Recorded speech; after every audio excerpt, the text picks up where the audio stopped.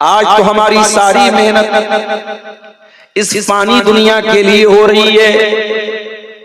कैसे यहां जमीन बना लूं, जायदाद बना लूं, खेत बना लूं, अपने बच्चों के लिए कैसे बेहतरीन फ्यूचर बना दूं, उनका भविष्य बना दूं, अपनी बीवी के लिए कितनी दौलत छोड़ के चला जाऊं, अपने बच्चों के लिए कितनी दौलत छोड़ के चला जाऊं। आज हमारी सारी तगोदौ का मकसद महज और महज दुनिया है, जबकि कुरान बार बार हमें बताता है वमल हयातुद दुनिया इल्ला मताउल गुरूर, ये दुनिया तो धोखे का सामान है, ये दुनिया तो धोखे की चीज है, ये दुनिया तुम्हारे साथ धोखा कर देगी। दुनिया धोखेबाज है मेरे प्यारे साथ। अगर आपको ये लगता है कि दुनिया की दौलत बड़ी कीमती चीज है, ये दौलत भी हमेशा माफ कीजिएगा आपके काम नहीं आएगी। जिस दिन हमारी सांसों की डोर थम जाएगी, जिस दिन हमारे दिल की धड़कन बंद हो जाएगी, ये सारा का सारा माल दूसरों का हो जाएगा। एक पैसा हमारी कब्र में हमारे साथ नहीं जाएगा, सारा पैसा, सारा माल, सारी दौलत हमारे वारिसों का हो जाएगा। जिस जमीन और जायदाद को बनाने के लिए आज इंसान अपने ही भाई के साथ बेईमानी करता है, अपने ही पड़ोसी का हक मार लेता है, अपने ही रिश्तेदार के साथ जुल्म सितम करता है, ये जमीन, ये जायदाद, ये सारी की सारी चीजें यहीं पर रह जाएंगी और हमें 2 गज जमीन के अंदर हमारे घर वाले ले जाकर के दफना देंगे, कब्र के हवाले करेंगे। बहुत मोहब्बत करता है आपका बेटा, लेकिन मरने के बाद आपकी लाश आपके घर में रखी होगी, आपका बेटा 24 घंटे से ज्यादा आपकी लाश को अपने घर में रखना गवारा नहीं करेगा। बहुत मोहब्बत करती है आपकी बीवी, लेकिन आपके मरने के बाद, हमारे मरने के बाद मेरे प्यारे साथियों, हमारी बीवियां भी 4 महीना 10 दिन तक हमारे मरने पर गम मनाएंगी, शोक मनाएंगी, उसके बाद उनकी जिंदगी भी नॉर्मल हो जाएगी। न बेटा अपने बाप के साथ कब्र में जाएगा, न बीवी अपने शौहर के साथ कब्र में जाएगी। लोग आएंगे आपकी कब्र में मिट्टी देकर के हाथ झाड़ के चले जाएंगे और गोया के ये पैगाम देंगे, यहाँ तक लहद तक आपकी ताजीम कर दी, अब आगे आपके आमाल जाने। गोया मिट्टी दे करके वो ये मैसेज दे देंगे कि ऐ मरने वाले, इसी कब्र से, इसी मिट्टी से तू पैदा हुआ था और आज हम तुझे मिट्टी के हवाले करके जा रहे हैं। इस कब्र के अंदर अब तू जाने और तेरा ईमान जाने, और तू जाने तेरा अकीदा जाने, और तू जाने तेरा अमल जाने। इस कब्र के अंदर हम तेरे कोई काम आने वाले नहीं है। मेरे प्यारे साथियों, क्या हमारे दिल में इस बात की चिंता और इस बात की फिक्र नहीं पैदा होती कि हम उस कब्र की जिंदगी के लिए मेहनत करें? ये कब्र वो जगह है मेरे प्यारे साथियों। एक अंसारी सहाबी का जनाजा था मदीना के अंदर, एक अंसारी सहाबी का जनाजा था। हजरत बरा इब्ने आजिब कहते हैं, जनाजा तैयार हो रहा था, कब्र पर तैयार हो रही थी और मैयत को कब्र में उतारा जा रहा था। अल्लाह के प्यारे नबी भी जनाजे में शामिल थे। फजलस अला शफीरिल कब्री, अल्लाह के प्यारे नबी कब्र के किनारे बैठे हुए थे। आपके आसपास आपके सहाबा भी थे और मैयत को कब्र में उतारा जा रहा था। अल्लाह के प्यारे नबी वो सारा मंजर देख रहे थे, आप अपनी आंखों से देख रहे थे।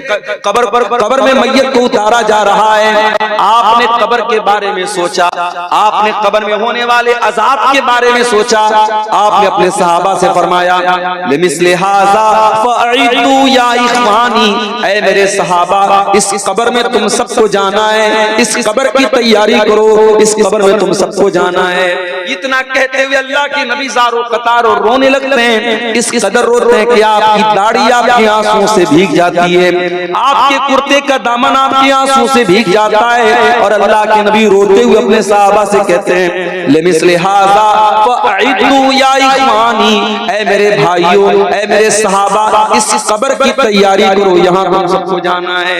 ओ लोगों, हमारे नबी तो कब्र को देख करके रो रहे हैं और हम इतने पत्थर दिल हो चुके हैं कि कब्र में अपने मुर्दे को दफन करने के बावजूद हमें कोई असर नहीं होता।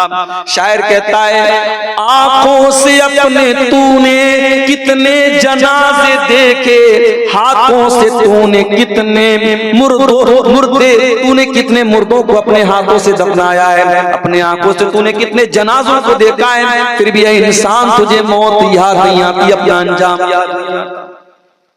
मरना तो हम सबको है मेरे प्यारे, कोई इंसान ऐसा नहीं है जो ये कह सके मैं हमेशा रहूंगा।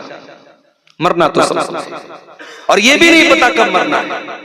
कुल्लु नफ्सिन ज़ाइक़तुल मौत, हर नफ्स को मौत का मजा चखना है, और कब चखना है ये भी नहीं मालूम।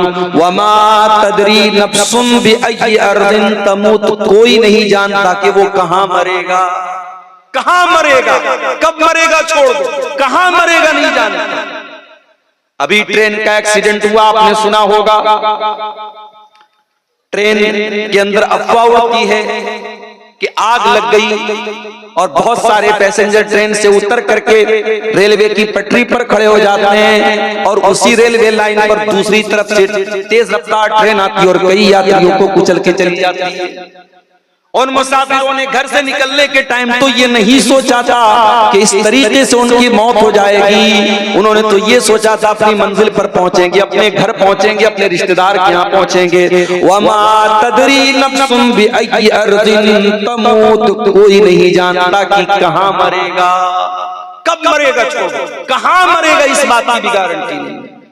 ऐ इंसान तू कितना नादान है, तेरा मरना पक्का है और ये भी नहीं मालूम कि तू कब मरेगा और कहाँ मरेगा, फिर भी तू अपने अंजाम से बेखबर है। इक़्तरब लिन्नासि हिसाबुहुम वहुम फी गफ़लतिन मुरिदून, ओ लोगों तुम्हारे हिसाब का टाइम करीब है, तुम्हारे इम्तिहान का टाइम करीब है, फिर भी तुम गफलत में पड़े हुए। तुमसे बड़ा नादान कौन है, तुमसे बड़ा जाहिल कौन है, इंसान से बड़ा नादान कौन है। हमारे नबी तो कब्र को देख करके रोते हैं मेरे साथ। रात का आखिरी पहर है, अल्लाह के प्यारे नबी अपने बिस्तर से उठते हैं और घबराए घबराए आप हैं, और आप घबराए हुए लहजे में कहते हैं, अय्युहन्नास जातिल, आपने फरमाया कि ऐ मेरी उम्मत के लोगों, जाअतिल कारिया, खड़खड़ा देने वाली चीज आ चुकी है, जाअतिर राजिफा, कपकपा देने वाली चीज आ चुकी है, ततबउहर रादिफा, यानी इसराफील अलैहिस्सलाम के सूर फूकने का टाइम करीब आ चुका है। पहला सूर फूकेंगे, सारे के सारे इंसान, सारे हैवानात, सारे जानदार मर जाएंगे। ततबउहर रादिफा, फिर दूसरा सूर फूकेंगे, सारे के सारे जिंदा हो जाएंगे और मैदान महशर की तरफ इकट्ठा किए जाएंगे। जाल मौत बिमा फी, जाल मौत बिमा फी, ऐ मेरी उम्मत के लोगों, मौत आ चुकी है, मौत आने वाली है, मौत अपनी तमाम शक्तियों के साथ तुम्हारे पास आने वाली है। अल्लाह के नबी रात के आखिरी पहर में अपने बिस्तर से उठ करके अपनी उम्मत को मौत से खबरदार कर रहे हैं, मगर उम्मत कहाँ मौत के बारे में सोच रही है मेरे प्यारे साथी। उम्मत तो जिंदगी के बारे में सोच रही है, हमारी रातें, हमारे दिन, हम तो सिर्फ जिंदगी के बारे में सोचते हैं, मौत के बारे में कहां सोचते। अल्लाह के नबी के एक सहाबी थे, नाम नोट कर लो, नाम था साद बिन मुआज रजी अल्लाह ताला अन्हु। साद बिन मुआज रजी अल्लाह ताला अन्हु का इंतकाल होता है। हैवी बदन था उनका, भारी भरकम उनकी बॉडी थी। जब उनका जनाजा उठाया जाने लगा, जब साद बिन मुआज का जनाजा उठाया जाने लगा, जनाजा उठाने वालों ने कहा जनाजा बड़ा भारी था, मैयत तो बड़ी भारी थी लेकिन जनाजा बड़ा हल्का लग रहा है। अय अल्लाह के नबी, साद इब्ने मुआज का बदन तो बड़ा हैवी था, लेकिन इनका जनाजा बड़ा हल्का मालूम हो रहा है, क्या बात है? आपने फरमाया इन्न लहू हमलतन गैरुकुम, ऐ मेरे सहाबा, साद बिन मुआज के जनाजे को फरिश्तों ने भी उठाया हुआ है। 70,000 फरिश्ते इनके जनाजे में शामिल हैं।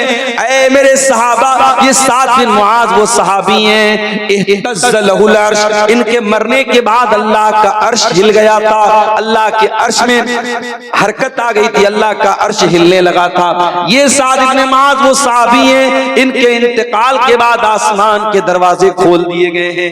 ये वो सहाबी हैं। साद इब्ने मुआज का इंतकाल हो चुका है, उनकी मैयत को कब्र में उतारा जा रहा है। अल्लाह के प्यारे नबी वहीं जनाजे में मौजूद हैं। मैयत को कब्र में उतारा जा रहा है। जब मैयत को कब्र में उतार दिया गया, अल्लाह के नबी के चेहरे पर घबराहट के आसार आ गए। आपका चेहरा बदल गया, आप घबराने लगे और आपने 3 मरतबा फरमाया सुभान अल्लाह, सुभान अल्लाह, सुभान अल्लाह। 3 मरतबा आपने सुभान अल्लाह का, 3 मरतबा अल्लाहु अकबर कहा। आपने जब घबरा करके 3 मरतबा तस्बीह पढ़ी, सहाबे किराम ने भी अपने नबी को तस्बीह पढ़ता हुआ देख करके तस्बीह पढ़ी। उसके बाद आपने फरमाया कि ऐ मेरे सहाबा, तज़ायक़ला साहिबुकुम अल क़ब्र, तुम्हारे इस साथी की कब्र इनके ऊपर तंग हो गई थी, इनकी कब्र ने इनको दबोच लिया था, इनकी कब्र ने इनको पकड़ लिया था।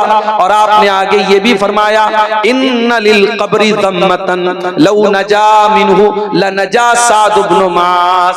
ऐ मेरे सहाबा, ऐ मेरी उम्मत के लोगों, ये कब्र हर इंसान को दबोचेगी, ये कब्र हर इंसान को पकड़ेगी। और इस कब्र की पकड़ से अगर कोई बच सकता तो साद बिन मुआज बच जाते, मगर वो भी नहीं बचे, इस कब्र ने उनको भी पकड़ा है। उलमा लिखते हैं इस हदीस की शरह में कि कब्र का अजाब तो सबको नहीं होगा, मोमिन को कब्र का अजाब नहीं होगा, मगर कब्र सबको दबोचेगी, ताकि ये एहसास हो जाए कि अल्लाह तबारक व तआला का मामला आसान नहीं है। कब्र सबको दबोचेगी, सबको पकड़ेगी। अगर साद बिन मुआज जैसे सहाबी को कब्र दबोच रही है, मेरे प्यारे साथियों, हमारा और आपका क्या हाल होगा? आज किसी जंगल में आप चले जाएं, 4 व्हीलर के अंदर आप बैठे हुए हैं, कार के अंदर आप बैठे हुए हैं और चारों तरफ अंधेरा हो जाए, अंधेरा छा जाए और आप 4 व्हीलर के अंदर आराम से बैठे हैं, तब भी आपको डर महसूस होने लगेगा। अगर जंगल में चारों तरफ अंधेरा हो और आपकी गाड़ी की लाइट भी खराब हो जाए तो आपको डर लगने लगेगा।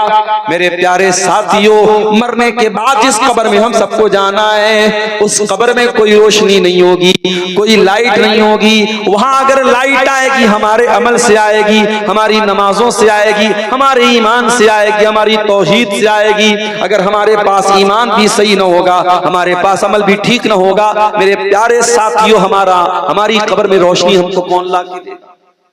ये बड़ा ही खतरनाक मामला है कब्र का, मेरे प्यारे साथियों। इसीलिए हजरत उस्मान गनी रज़ी अल्लाह तआला अन्हु जब किसी कब्र को देखते थे, ज़ारो कतार रोने लगते थे, आंखों से आंसू जारी हो जाते थे। पूछने वाले ने पूछा तज़कुरुल जन्नत वला तबकी, ऐ उस्मान क्या बात है, जन्नत आप देखते हैं तो नहीं रोते हैं, जहन्नम देखते हैं तो नहीं रोते हैं, जन्नत की बात आती है तो नहीं रोते हैं, जहन्नम की बात आती है तो नहीं रोते हैं। ऐ उस्मान क्या बात है कि आप कब्र को देख करके रोने लगते हैं? उस्मान गनी कहते हैं, ओ लोगों, मैंने अल्लाह के प्यारे नबी को ये फरमाते हुए सुना है। आपने फरमाया इन्नल कब्र अव्वलु मंजिलिन मिन मनाजिलिल आखिरा, ये कब्र आखिरत की पहली मंजिल है। जिसने इस मंजिल को पार कर लिया, उसके लिए आगे की मंजिलें आसान है। तैयारी करना है मेरे प्यारे साथियों, उस कब्र की तैयारी को। दुनिया की तैयारी तो हो ही जाएगी। दुनिया में अगर कुछ कमी भी रह गई, दुनिया में अगर अच्छा मकान नहीं बन पाया, दुनिया में बच्चे बहुत ऐशो आराम से नहीं रह पाए, इंशाअल्लाह अगर आपने आखिरत की तैयारी अच्छी की है तो दुनिया की नेमतों से कहीं ज्यादा बेहतर नेमतें हमें आखिरत में मिलेगी। अपने प्यारे नबी की जिंदगी देखो मेरे प्यारे साथियों। हमारे प्यारे नबी ने दुनिया के ऐशो आराम को कभी अपनाने की कोशिश नहीं की। ऐसे भी हालात आए कि पेट पे पत्थर बांधना पड़ा। गज़वे खंदक के मौके पर अल्लाह के नबी के पास एक सहाबी आते हैं, अय अल्लाह के नबी, कई दिन से भूखा हूं, अपना पेट खोल करके दिखा देते हैं, अल्लाह के नबी मैंने पेट पर पत्थर बांधा हुआ अपनी बॉडी को खड़ा करने के लिए।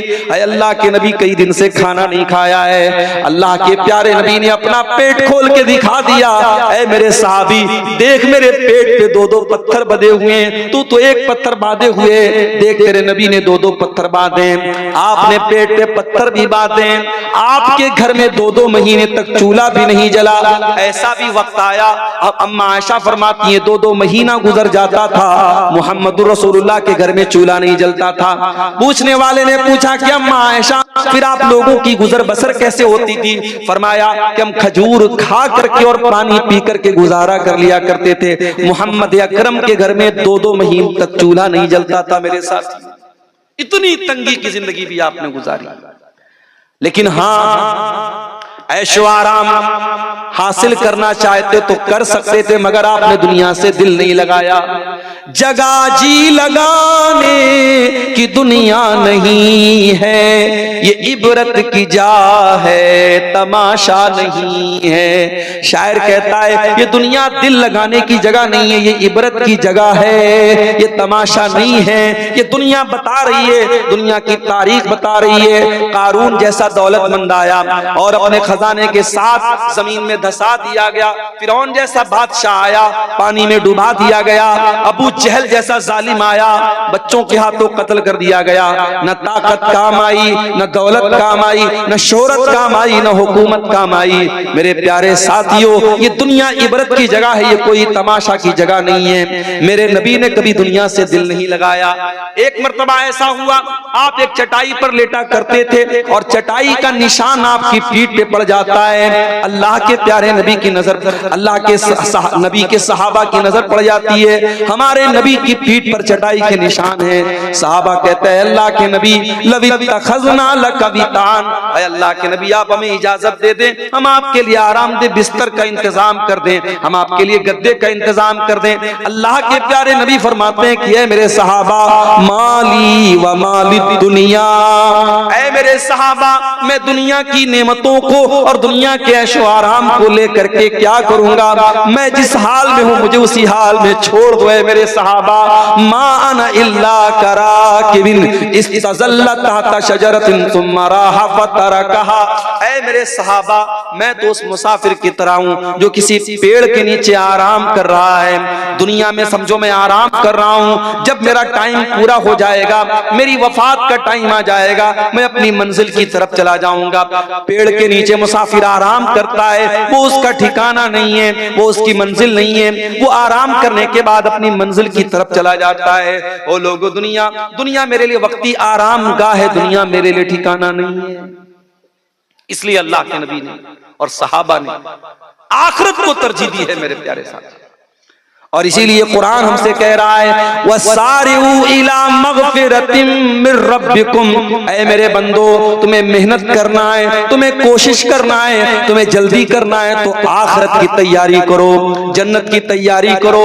ओ नौजवानों, ओ लड़कियों के पीछे दीवाने होने वालों, ओ औरतों के चक्कर में पड़ने वालों, ओ औरतों के फितनों में पड़ने वालों, अल्लाह के नबी फरमाते हैं जन्नत की औरतों की खूबसूरती और जन्नत की औरतों की खुसूसियत बयान करते हुए अल्लाह के नबी फरमाते हैं वला नसीफुहा अला रासिहा खैरुम मिनद दुनिया व मा फीहा, जन्नती औरत के सर के ऊपर जो दुपट्टा होगा वो दुपट्टा दुनिया की तमाम नेमतों से बढ़कर के होगा। जन्नती औरत के सर का दुपट्टा दुनिया की तमाम नेमतों से बेहतर होगा। और अल्लाह के नबी फरमाते हैं लवित्तलात इम्रातुम मिन अहलिल जन्नति इलल अर्दी लअज़ाअत मा बैनहुमा, अगर जन्नत की कोई औरत दुनिया की तरफ झांक दे तो जमीन व आसमान के बीच का जो पोर्शन है, जो इलाका है, वो पूरा का पूरा रोशन हो जाएगा सिर्फ उसके झांक लेने से। इतनी खूबसूरत होंगी वो जन्नत की औरतें, उनके अंदर कोई कमी नहीं होगी, हर ऐब से पाक होंगी। मेरे अजीजों, मेरे नौजवानों, उस जन्नत की तरफ अल्लाह ताला कुरान में बार बार हमें शौक दिलाता है, हम उसकी तैयारी करें। उस जन्नत में हम कैसे जाएंगे, वो जन्नत हमें कैसे मिलेगी, हम उसके लिए तैयारी करें। और यही कामयाबी है मेरे प्यारे साथी। कामयाबी दुनिया की कामयाबी नहीं है। दुनिया का इंसान जो कामयाब है हो सकता है कल आखिरत में नाकाम हो जाए, और दुनिया में जो नाकाम है हो सकता है कल आखिरत में कामयाब हो जाए। असल कामयाबी आखिरत की कामयाबी है। इसीलिए अल्लाह कुरान में कहता है फमन ज़ुज़िया अनिन नारी व उदखिलल जन्नत फक़द फ़ाज़, जिसको अल्लाह ताला जहन्नम की आग से बचा ले और जिसको जन्नत में दाखिल कर दे वही कामयाब है। कितना टाइम हो गया? जिसको अल्लाह ताला जहन्नम की आग से बचा ले और जिसको जन्नत में दाखिल कर दे वही कामयाब है। वमल हयातुद दुनिया इल्ला मताउल गुरूर, और जिस दुनिया के चक्कर में तुम आखिरत को भूल के बैठे हो मेरे बंदो, वो दुनिया तो धोखेबाज है, वो तुमको धोखा दे देगी। जरा सहाबे किराम की जिंदगियों का मुताला करो मेरे प्यारे साथी। अबू बकर सिद्दीक का आखिरी टाइम है, इंतकाल का टाइम है। आपकी बेटी अम्मा आयशा रजी अल्लाह ताला अन्हा अपने बाप से मिलने के लिए आई है। मालूम है बाप बहुत बीमार है, आखिरी अय्याम चल रहे हैं। जब अम्मा आयशा अपने बाप के पास पहुंची, बाप ने बेटी की शक्ल देखी, हाल चाल नहीं पूछा, खैर खैरियत नहीं पूछा। बाप ने पहला सवाल क्या किया? फी कम सौबिन कुफ़िन नबी सल्लल्लाहु अलैहि वसल्लम, ऐ मेरी बच्ची ये बता, जब अल्लाह के नबी का इंतकाल हुआ था आपके कफन में कितने कपड़े थे? बाप बेटी से मसला पूछ रहा है। पता ये चला अपनी बच्चियों को ऐसी तालीम दो, उनको ऐसी दीन की तालीम दो कि आपको मसला पूछना पड़े तो अपनी बेटी से मसला पूछो। और ये भी पता चला कि सहाबे किराम मौत के टाइम भी इसी बात की कोशिश करते थे कि हमारा जनाजा, हमारा कफन, हमारा दफन सब सुन्नत के मुताबिक हो। बहुत सारी बिदात और खुराफात आज मैयत के ताल्लुक से और जनाजे के ताल्लुक से हमारे समाज में बहुत सारे इलाकों में देखा गया कि साहब मरने के बाद क्या हो रहा है, पूरी पूरी दावत हो रही है। बेचारा जिसके घर में मौत हुई है, मैयत हुई है, बाप मरा है, बच्चे परेशान है, अब तीसरे दिन वो सबको खानदान को दावत खिला रहे हैं, बिरयानी खिला रहे हैं। ये बेशर्मी और बेगैरती और ये बेहयाई मेरे प्यारे साथियों समाज के लिए कलंक नहीं तो और। इसीलिए हो सके तो अपने बच्चों को वसीयत करके जाना कि ऐ मेरे बच्चों, मेरे मरने के बाद कोई ऐसा काम मत करना जो सुन्नत के खिलाफ। ऐसे इमाम से जनाजा की नमाज पढ़वाना जो सुन्नत के मुताबिक जनाजा पढ़ाए। मेरे कफन में, मेरे दफन में कोई काम सुन्नत के खिलाफ न होने देना। हो सके तो ये वसीयत करके जाओ मेरे प्यारे साथी। अबू बकर सिद्दीक अपनी बेटी से सवाल कर रहे हैं कि ऐ मेरी बच्ची बता नबी के कफन में कितने कपड़े थे? कहा अब्बा जान, अल्लाह के नबी के कफन में 3 सूती चादरें थी, 3 कॉटन की चादरें थी। कहा कि ऐ मेरी बच्ची, मेरा वो कपड़ा रखा हुआ है जो बीमारी के दिन में वो पहना करते थे, मैला कुचैला कपड़ा था। कहा है मेरी बच्ची एक चादर तो ये है, 2 और ले लेना और मुझे भी 3 ही कफन में कफनाना। बेटी कहती है, अम्मा आयशा कहती है, ऐ अब्बा जान, ऐ मेरे वालिदे मोहतरम, हम इतने गए गुजरे तो नहीं है कि आपको इस मैले कुचैले पुराने कपड़े में आपको कफनाएंगे। ऐ अब्बा जान आप चिंता न करें, हम आपके लिए कफन का नया कपड़ा लेके आएंगे और 3 नए कपड़ों में आपको कफनाएंगे। हजरत अबू बकर सिद्दीक कहते हैं कि ऐ मेरी बच्ची, इन्नमा हुवा लिल मुहला इन्नल हय्या अहक्कु बिल जदीद। ऐ मेरी बेटी, मुझे तू नए कफन में कफनाए या पुराने कफन में कफनाए, ऐ मेरी बच्ची मुझे तो कब्र में चला जाना है और इस कफन के कपड़े को मिट्टी में मिल जाना है। ऐ मेरी बच्ची, नया कपड़ा तो जिंदों को पहनाया जाता है, मुर्दों को नए कपड़े की जरूरत नहीं पड़ती है। ऐ मेरी बच्ची, मुझे इसी कपड़े में कफना देना, कोई और कपड़ा लेने की जरूरत नहीं है, मुझे पुराने ही कपड़े में कफना देना। फिर पूछा, है बच्ची ये बता अल्लाह के नबी का इंतकाल कौन से दिन हुआ था? कहा अब्बा जान सोमवार का दिन था, पीर का दिन था, सोमवार का दिन था। कहा बेटी आज कौन सा दिन है? कहा सोमवार का दिन है। कहा है काश आज ही के दिन मैं अपने नबी के पास चला जाऊं, आज ही के दिन मैं अपने दोस्त के पास चला जाऊं, और जिस दिन मेरे नबी का इंतकाल हुआ था उसी दिन मेरा इंतकाल हो जाए।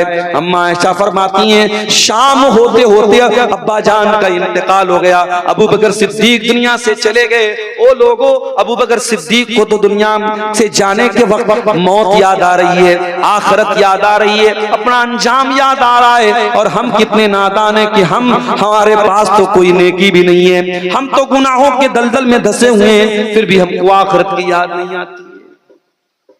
और आगे बढ़िए, उमर इब्ने खत्ताब को देखो मेरे प्यारे साथी, नबी के दूसरे खलीफा हजरत उमर बिन खत्ताब रज़ी अल्लाह ताला नमाज पढ़ा रहे थे फजर की। पीछे से एक पारसी गुलाम जिसका नाम अबू लुलू फिरोज था, जो कत्ल करने के मकसद से खंजर छुपा करके आया था, उसने नमाज की हालत में हजरत उमर के पेट पर नाफ के पास हमला किया। उनके पेट की अतड़ियां कट गई, फौरन वहीं पर गिर गए, मुसल्ले पर गिर गए, लेकिन नमाज रुकने नहीं दिया। फौरन हाथ पकड़ करके अब्दुर्रहमान बिन अबू बकर को, अब्दुर्रहमान इब्ने औफ को आगे बढ़ाया। अब्दुर्रहमान इब्ने औफ अबू बकर से उमर फारूक रज़ी अल्लाह ताला अन्हु पड़े हुए मसल्ले के ऊपर, खून बह रहा है, नमाज पढ़ा रहे अब्दुर्रहमान इब्ने औफ रज़ी अल्लाह ताला अन्हु। अबू लुलून के ऊपर हमला करने के बाद सफ की तरफ बढ़ता है और कई मुसलमानों को कत्ल करने के बाद खुद अपने आप को मार के खत्म कर लेता है। 3-4 मुसलमानों की लाशें पड़ी हैं और खलीफे वक्त के बदन से खून बह रहा है। मगर ऐ मुसलमानों, सहाबा की नजर में नमाज कितनी कीमती चीज थी कि नमाज स्टॉप नहीं हुई, नमाज नहीं रुकी। अब्दुर्रहमान बिन औफ ने हल्की नमाज पढ़ाई, सलाम फेरा, हजरत उमर को जल्दी से घर लेके जाया गया, तबीबों को बुलाया गया, हकीमों को बुलाया गया, जांच की गई, पता लगा कि अब कोई दवा इनको दी जा रही, सब बाहर निकल जा रही है, अतड़ियां कट चुकी हैं। हजरत उमर को यकीन हो गया कि अब मेरे इंतकाल का टाइम आ चुका है, अब मेरा बचना मुश्किल है। पहला सवाल किया, मुझे कत्ल करने वाला कौन है, मेरे ऊपर हमला करने वाला कौन है? किसी ने कहा मुगीरा बिन शोबा का गुलाम है अबू लुलू फिरोज, मजूसी आदमी, पारसी आदमी। कहा है अल्लाह तेरा शुक्र है कि तूने मेरा कत्ल किसी ऐसे इंसान के हाथों नहीं होने दिया जो इस्लाम का दावा करता हो, जो अपने आप को मुसलमान कहता हो, कोई मुसलमान मेरा कातिल नहीं है, अल्लाह तेरा शुक्र है। जैसे जैसे मौत का टाइम करीब आ रहा है, हजरत उमर का चेहरा पीला पड़ रहा है, चेहरे पर घबराहट आ रही है। एक सहाबी आते हैं और आकर के तसल्ली देते हैं, अरे उमर आपको घबराने की क्या बात है, आपको घबराने की क्या जरूरत है, अरे अमीरुल मोमिनीन आप तो अल्लाह के नबी के बड़े चहेते साहबी हैं, आपने जब से इस्लाम कबूल किया है तब से आप इस्लाम के लिए बहुत मेहनत कर रहे हैं। अरे उमर आपने बहुत अच्छे तरीके से अपने नबी का साथ दिया है और नबी के इंतकाल के बाद जब अबू बकर सिद्दीक खलीफा हुए आपने उनका भी साथ दिया, उनके इंतकाल के बाद आप खलीफा हुए और आपने बहुत अच्छे तरीके से हुकूमत की है। ऐ उमर फारूक आपको घबराने की कोई जरूरत नहीं है। जरा जुमला सुनो मेरे भाइयों उमर फारूक का। कहा कि वो लोगों तुम मुझसे ये कहते हो कि मुझे घबराने की कोई जरूरत नहीं है और मेरा तो ये हाल है, लवदितो लव अन्नली तिला अल अर्ज़ि ज़हबा, मेरी तो तमन्ना ये है कि अगर जमीन भर के सोना भी मुझको मिल जाए और अल्लाह ताला ये कह दे कि ऐ उमर तू जमीन भर के सोना लेके आ जा और मैं तुझको अपने अजाब से बचा लूंगा, लफ्तदैतु बिही बिन अज़ाबिल्लाह, तो मैं अल्लाह के अजाब से बचने के लिए जमीन भर के सोना देने को तैयार हूँ। अगर मेरे पास जमीन भर के सोना भी आ जाए और अल्लाह कह दे कि उमर तू जमीन भर के सोना दे दे और मैं अपने अजाब से तुझको बचा दूंगा, तो उमर तो उसके लिए भी तैयार है। ओ लोगों तुम मेरी नेकियों का पहाड़ा पढ़ते हो, मेरी नेकियों का जिक्र करते हो, लवदितो कफाफन, उमर के दिल की तमन्ना तो ये है जब अल्लाह के यहाँ उमर के अमाल को तौला जाए, जब नेकियों को तौला जाए, जब गुनाहों को तौला जाए और अल्लाह ताला के यहाँ जब ये पल्ला बराबर पर भी हो जाए, नेकी और गुनाह का पल्ला बराबर भी हो जाए, उमर उसके ऊपर भी तैयार है। उमर ये नहीं चाहता कि नेकी का पल्ला भारी हो जाए, नेकी और बदी का पल्ला बराबर हो जाए, उमर तो उसके लिए भी तैयार है। ये है सहाबे। मेरी प्यारी माओ बहनों, आपका हाल भी बहुत बुरा है। जेवरात आपकी जिंदगी का मकसद बन गए, अच्छे कपड़े आपकी जिंदगी का मकसद बन गए, सजना सवरना आपकी जिंदगी का मकसद बन गया। ओ मेरी प्यारी माँ बहनों, ये जेवरात कब्र में आपके साथ नहीं जाएंगे।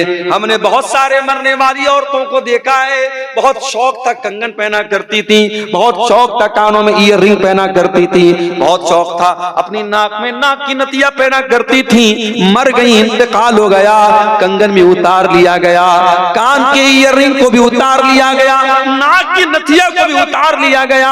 ये सोने के जेवरात मेरी प्यारी माओ कब्र में आपके साथ नहीं जाएंगे। आपको भी वही पैगाम देता हूं जो मर्दों को अल्लाह ताला ने दिया है, वसारिउ इला मगफिरतिम मिर रब्बिकुम।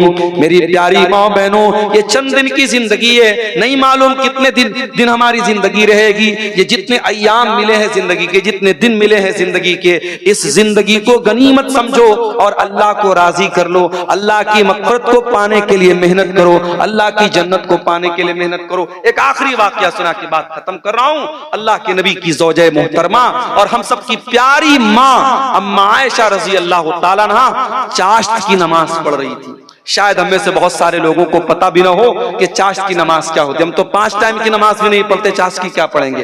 चाश्त की नमाज कब पढ़ी जाती है? सूरज के निकलने के 20-25 मिनट के बाद, जब सूरज थोड़ा रोशन हो जाता है, उस टाइम ये चाश्त की नमाज पढ़ी जाती है। 2 रकात भी पढ़ सकते हैं, 4 रकात भी पढ़ सकते हैं, और ये नमाज जहरी भी पढ़ सकते हैं, सिर्री भी पढ़ सकते हैं।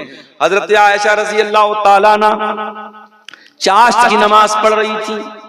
उनके भांजे कासिम बिन मोहम्मद, उनके भाई के बेटे हैं जिनकी वो फूफी लगती हैं, वो अपनी फूफी से मिलने के लिए आते हैं। भतीजे हैं उनके।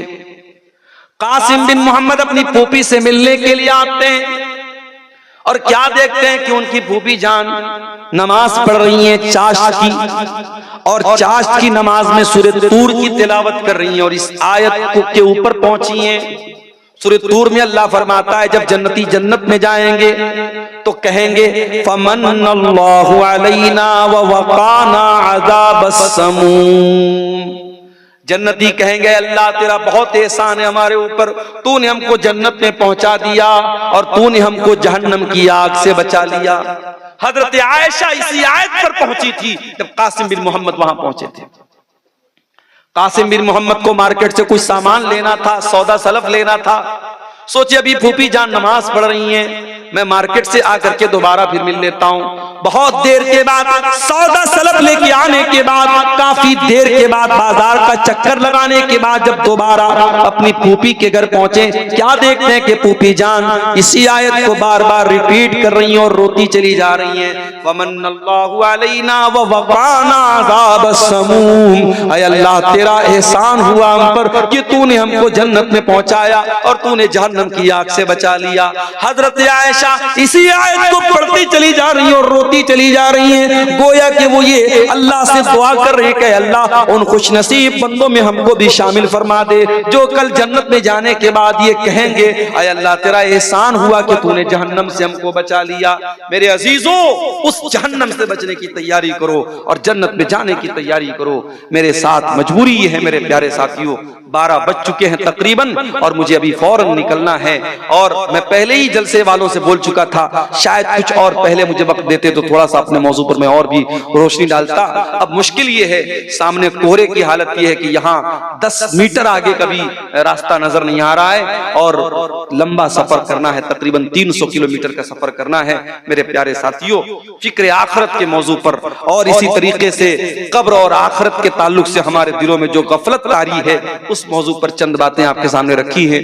मौजू अभी थोड़ी सी और तफसील चाहता है मगर वक्त इजाजत नहीं देता है। फिर कभी मौका रहा आपके इस गांव में, इस इलाके में, फिर कभी आना हुआ, इस मौजू पर फिर हम कभी रोशनी डालेंगे। अल्लाह से हम दुआ करते हैं, रब्बुल आलमीन हम सबको कहने सुनने से ज्यादा अमल की तौफीक अता फरमा।